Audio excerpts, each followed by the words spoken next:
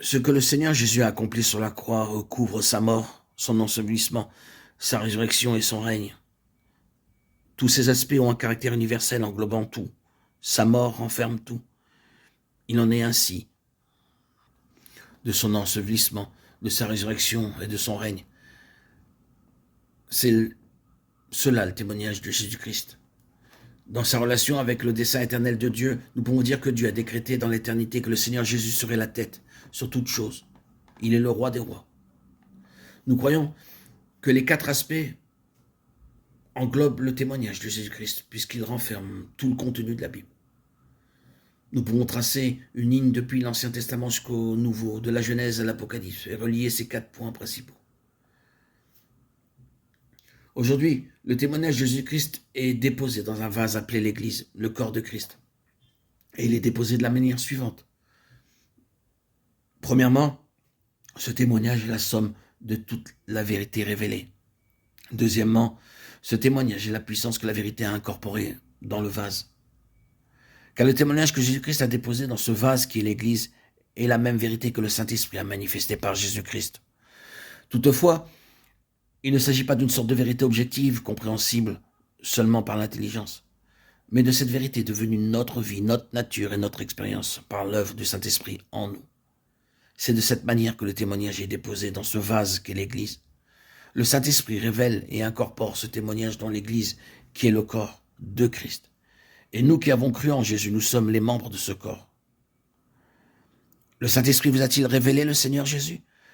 Vous ne devez pas simplement être d'accord avec ce que les autres vous ont dit au sujet du Seigneur Jésus en tant que Fils de Dieu. Vous devez croire qu'il est le Fils de Dieu parce que le Saint-Esprit vous l'a révélé personnellement. En ce qui concerne l'œuvre représentative du Seigneur, ne voyez-vous pas cet aspect du témoignage par le moyen du Saint-Esprit ?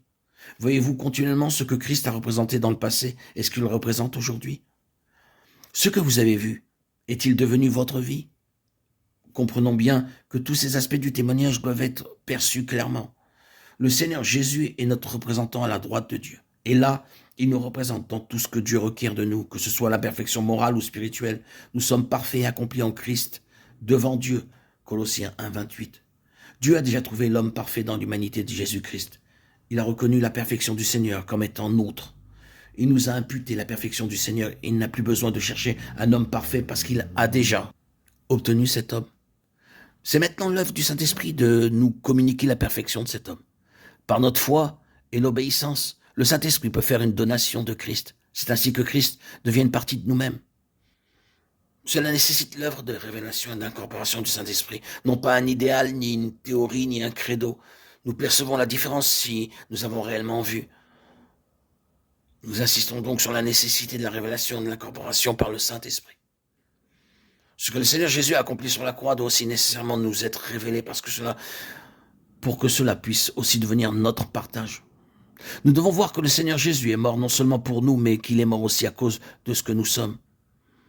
L'Esprit de Dieu vous a-t-il donné une telle révélation afin que vous puissiez connaître que lorsque Christ a été mis à mort, vous l'avez été aussi avec lui, que lorsqu'il a été enseveli, vous l'avez aussi été avec lui, et que quand il est ressuscité, vous étiez aussi en lui.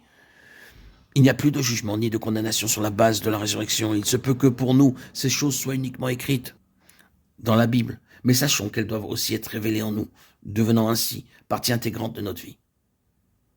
Le témoignage de Jésus-Christ est déposé dans un vase, et l'Église, qui est le corps de Christ, est ce vase. Nous sommes membres du corps de Christ. Nous avons été appelés afin que la vérité du témoignage dans le vase soit révélée et incorporée en nous. À cause de cela, nous devons combattre pour la foi qui a été transmise aux saints une fois pour toutes, car il s'est glissé parmi vous certains hommes dont la condamnation est écrite depuis longtemps, des impies qui changent la grâce de notre Dieu en dérèglement et qui renient notre seul Maître et Seigneur, Jésus-Christ. Jude 3, 4.